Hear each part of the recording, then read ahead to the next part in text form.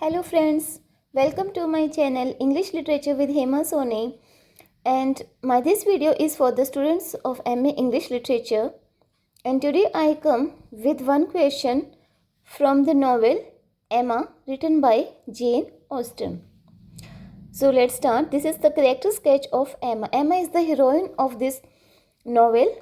Emma, इसमें जो heroine है वो भी उसका नाम भी एमा ही है एंड इसके कैरेक्टर स्केच के बारे में हम आज देखेंगे. How apt is the title एमा डिस्कस. तो ये टू फॉर्म्स इस क्वेश्चन की हैं. एक तो ये कि how apt is the title Emma and the one is the character sketch of Emma. So let's start. Jane Austen is very prominent fiction writer in the English literature. Her popularity and reputation as a novelist of rare merit grew with time. तो उसकी popularity और जो ऐसा है कि वो एक rare novelist है, वो विद इन टाइम वो पॉपुलर होती जाती है. She is compare to Shakespeare. The novels of Jane Austen deals with the restricted circle of home life. तो इसकी नॉवेल्स में क्या दिखाया जाता है? Restricted circle of home life. Home life का एक रेस्ट्रिक्टेड सर्कल दिखाया जाता है. Miss Austen's world has been called variously as the 2 inches of ivory etc. This is quotation line. तो इसके वर्ल्ड को क्या बोला जाता है? The 2 inches of ivory etc. According to Guide, Jane Austen exhibits an exquisite mastery of whatever can be mastered. This is quotation line. Emma is a story of self-deception. Self-deception means अपने आप को खुद को धोखा देना. And her progress from conceit and delusion. Conceit होता है घमंड या proud, ego. And delusion means वहम, भ्रम. To humility and self-knowledge. To humility and self-knowledge through a series of humiliations. तो वो जो है ये एमा में क्या होता है कि वो अपने सेल्फ डिसेप्शन और कंसीट और डिल्यूजन से किसकी तरफ चेंज हो जाती है? ह्यूमिलिटी की तरफ और सेल्फ नॉलेज की तरफ चेंज हो जाती है. मतलब ये उसमें चेंजेस आते हैं. किस वजह से आते हैं? सीरीज़ ऑफ ह्यूमिलिएशंस की वजह से. पहले वो इस टाइप की होती है और बाद में वो ह्यूमिलिटी एंड सेल्फ नॉलेज में उसका चेंज हो जाता है. और ड्यू टू सम ह्यूमिलिएशंस, कुछ उसकी अपने आप में उसका कुछ इंसल्ट होना या कुछ ऐसे वो एक्ट करती है जिससे उसे फील होता है, बुरा फील होता है, तो उसकी वजह से उसके कैरेक्टर में चेंजेस आते हैं. एमा इज़ द पाइवोटल होता है main, central, pivotal figure in the novel and she dominates it completely. The whole subject matter of Emma revolves around the heroine. इस नॉवेल का सारा जो सब्जेक्ट है वो एमा के राउंड ही रिवॉल्व करता रहता है. मीन्स इसकी मेन जो हीरोइन है उसी के around. It is impossible to discuss the structure और theme without discussing Emma. Emma in the beginning of the novel is presented as a snobbish, arrogant, conceited and high-handed person. High-handed means जो अपने आप को ही सबसे मतलब powerful माने और खुद की चलाए. She appears to domineering and willful that novelist herself commented that. novelist ने उस पर क्या कमेंट किया है? Emma is a heroine no one but myself will much like. She is not without weaknesses. She has a great opinion of her own judgment and understanding. उसका अपने खुद के जजमेंट और अंडरस्टैंडिंग के लिए अपने आप पर एक बहुत अच्छा ओपिनियन वो रखती है कि वो सही अंडरस्टैंडिंग करती है, उसकी अंडरस्टैंडिंग सही है और वो अच्छे जजमेंट करती हैं. She thinks that she can manage the lives of others. और इसी के साथ साथ वो क्या सोचने लग जाती है कि वो दूसरों की लाइफ को भी क्या कर सकती है? मैनेज कर सकती है. In the other word she becomes the match maker and it is the illusion of belief. और वो क्या बन जाती है? Match maker. और वो क्या है? ये सिर्फ और सिर्फ उसके बिलीफ का इल्यूजन है. उसे अपने आप पर विश्वास है, इसका एक वहम उसको होता है. राइट रिमार्क्स एमा is like all great heroes The victim of her own illusion, she creates a world, but it is not the real world. This is quotation. Her conceit and self-confidence leads her into harboring many illusions. उसकी जो conceit है, उसका जो proud और self confidence है, जो ego और self confidence है, वो किस चीज़ को लीड करता है? Leads her into harbouring many illusions, बहुत सारे इल्यूजन्स को वो हार्बर करती है. The first of those illusion is her belief that she has made the match between Miss Taylor and Mister Weston. तो ये इसका इल्यूज़न है कि उसने वेस्टर्न और टेलर का मैच बना दिया. दो Knightley dismisses it as a merely lucky guess. Knightley क्या कहता है? That it is a merely lucky guess. This leads Emma to think herself as a match maker and her next target are Harriet and Elton. अब क्या करना चाहती है? Harriet और Elton की भी मैच मेकिंग करना चाहती हैं. She encourages Harriet to reject the marriage proposal of Robert Martins, as she considered the Martin to be socially beneath to Harriet. क्या कहती है कि जो मार्टिन है वो सोशली बीनीथ है हैरियट से, उसका जो सोशल स्टेटस है वो हैरियट से छोटा है. She puts into Harriet's head the notion that Mr. Elton is in love with her and will marry her. क्या उसमें इल्यूजन डाल देती है कि एल्टन जो है वो उससे प्यार करता है और उससे शादी करना चाहता है. She herself points a portrait of Harriet and asks Mr. Elton to take it to London to have it framed. एमा क्या करती है? एक पोर्ट्रेट बनाती है हैरियट का, जानबूझ के वेस्टर्न को देती है, एल्टन को देती है और कहती है कि तुम इसे फ्रेम करवा के लाओ. She tells Harriet at this moment, और हैरियट को क्या कहती है? दिस इज़ द नॉवेल की एग्जैक्ट लाइन्स हैं, quotation lines. At this moment perhaps Mr Elton is showing your portrait to his mother and sister, telling them how beautiful is the original. Emma does her best to make a match between Harriet and Mr. Elton, but receives a big shock. वो match तो बनाना चाहती है उन दोनों का, लेकिन उसे एक शॉक लगता है.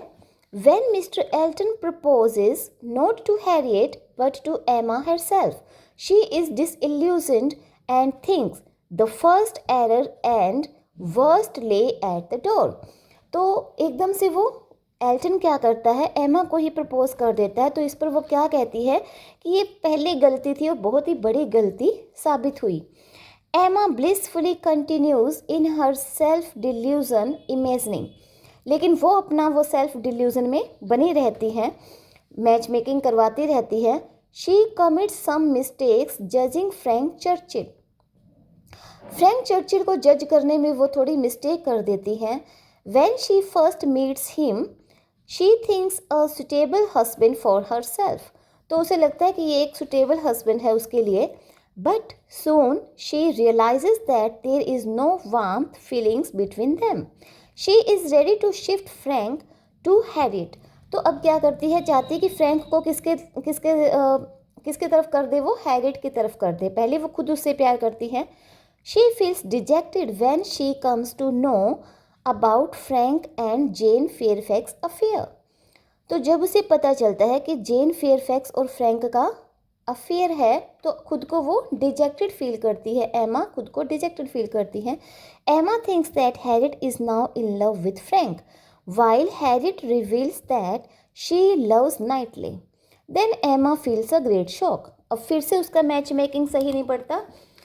वो सोचती है कि हैरियट फ्रैंक से प्यार करती है, लेकिन हैरियट क्या कहती है? She is in love with Knightley. Emma suspects that Jane has been secretly in love with Mr Dixon and freely discusses this opinion about Jane to Frank. उसे क्या लगता है कि जेन किससे प्यार करती है? मिस्टर डिक्सन से. और ये किसके साथ डिस्कस करती हैं? freely discuss this opinion about Jane to Frank. Emma later realizes that she has informed an unfavorable opinion of Jane and tries to make amends to Jane for her unkindness and indifferences. Unkindness and indifferences means उसके प्रति उसके कोई भी feelings नहीं होना. Towards the end of the novel, however, they become friends and forgive each other. She also realizes her mistake towards Miss Bates. वो एमा जो है अपनी मिस्टेक बेट्स के लिए भी जो अपनी मिस्टेक को रियलाइज करती हैं and pays a friendly visit to her, और उसके घर भी जाती हैं. एमा हैज़ नो स्कॉलरली परस्यूट्स. एमा के पास कोई स्कॉलरली परस्यूट नहीं है, कोई किसी भी चीज़ में वो स्कॉलर तो नहीं है. She can draw, she can play and on piano, but she is not the best in these fields. She is no greater book reader. Mr. Knightley observes in this connection. She will never submit to anything requiring industry and patience and a subjection to the fancy of understanding. Emma admits to herself that she lacks the tenderness of heart. Tenderness means softness या gentleness. Tenderness of heart that characterizes Harriet. वो क्या कहती है कि एमा में जो tenderness नहीं है, एमा की हार्ट में जो वो जेंटलनेस नहीं है जितना कि हैरियट में है. Isabella and Mr Woodhouse, she says that there is. Emma admits to herself that she lacks of tenderness of heart. Emma अपने आप में क्या एडमिट करती हैं कि उसके हार्ट में टेंडरनेस जेंटलनेस नहीं है. That characterizes Harriet, Isabella and Mr. Woodhouse. और जो कि किस में है, हैरियट में, इजाबेला, वुडहाउस में. मतलब ये लोग जो हैं जेंटल हैं और एमा जेंटल नहीं है. She says that there is no charm equal to the tenderness of heart. क्या कहती है कि कोई भी ऐसा चार्म नहीं है जो किसके इक्वल हो, टेंडरनेस ऑफ हार्ट के इक्वल हो. मतलब कोई भी ऐसी ब्यूटी नहीं है जो टेंडरनेस ऑफ हार्ट के साथ इक्वल करती हो. Warmth, she says, warmth and tenderness of heart with an affectionate open manner will beat all the clearness of head in the world for attraction. Snobbery is the grossest means बहुत बड़ा, large. Snobbery is the grossest fault that arises from Emma's self-love. एमा के self love की वजह से क्या आता है, ग्रेटेस्ट फॉल्ट आता है उसके अंदर, वो क्या है, स्नोबरी. स्नोबरी मीन्स अपने आप को ही सही समझना, एक घमंड होना, एक ईगो होना कि वो खुद ही सही है. But it is not the only fault. She shows her unkindness in witticism. वो विटिसिज्म में भी अपनी अनकाइंडनेस शो करती है. Directed upon miss Bates at the picnic. और वो किस पर कमेंट करती है, मिस बेट्स पर. पिकनिक के टाइम पे मिस बेट्स पर कमेंट करती हैं. Which makes one of the most memorable scene in the whole range of English fiction. और ये ऐसा है कि पूरी की पूरी इंग्लिश फिक्शन में ही एक मेमोरेबल सीन क्रिएट कर देता है. किस चीज़ का, जब वो मिस बेट्स को कमेंट करती हैं. Emma makes a self discovery. Harriet's confession leads Emma to realize that she herself has been in love with Knightley without ever knowing it. जो हैरियट जब कन्फेशन करती है, लीड्स एमा को ये realize कराती हैं that she herself has been in love with Knightley. कि Harriet कहती है कि वो नाइटले से प्यार करती है, और एमा को फील होता है कि नाइटले से तो वो भी नाइटले से प्यार करती हैं. Once this realization comes to her, she resolves that mister Knightley must marry no one except herself. और जब ये बात डिस्क्लोज हो जाती है तो वो चाहती है कि नाइटले तो सिर्फ और सिर्फ उससे ही शादी करेगा. मतलब एमा चाहती है कि नाइटले सिर्फ उसी से शादी करे. At this time, Emma realizes that it is very wrong on her part to manage the lives of others. तो अब उसे फील होता है कि ये गलत था कि वो दूसरों की लाइफ को मैनेज करने का सोच रही थी।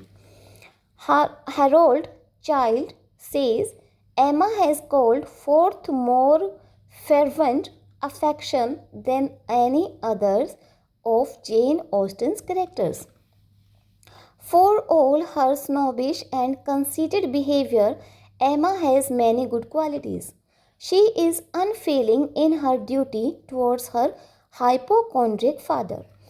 उसमें बुराइयां तो बहुत हैं, एमा में फॉल्ट हैं, लेकिन कुछ अच्छाइयां भी हैं कि अपने फादर की जो कि हाइपोकॉन्ड्रिक है, जो अपने लिए बहुत ज़्यादा स्ट्रेस लेके रहता हो, एंजाइटी में रहता हो ऐसा इंसान, तो उसके लिए अपनी ड्यूटीज़ को बहुत अच्छे से वो परफॉर्म करती है। Always ready to look his comfort and never complain on that account. As good as charming hostess she puts her guest at ease. और वो एक बहुत ही अच्छी होस्टेस भी है, अपनी गेस्ट को वो उनका बहुत अच्छे से कंफर्ट उनको देती है। She is not however devoted of good qualities. She feels a real sympathy for those who are miserable. Once she goes on poor squatters of village to get relief from her family distresses. एक बार वो poor quarters में, जो poor लोगों के जो quarters है उसमें जाके शिफ्ट हो जाती है। किस चीज़ से बचने के लिए? अपने फैमिली डिस्ट्रेसेस से बचने के लिए। In this connection, it has been said Emma was very compassionate and the distress of the poor were as sure of relief from her personal attention.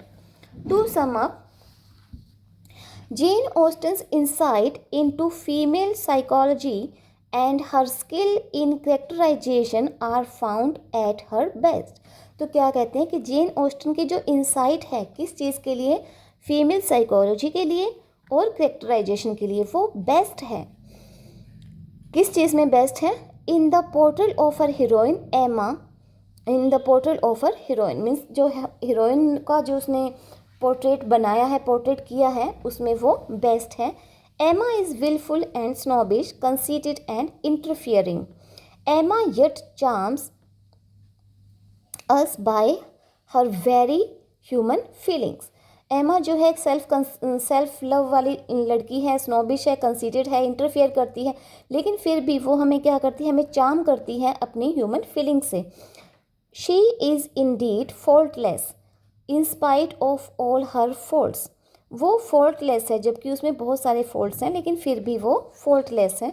According to modern critic, if I have to make a choice between all her novels, I would unhesitatingly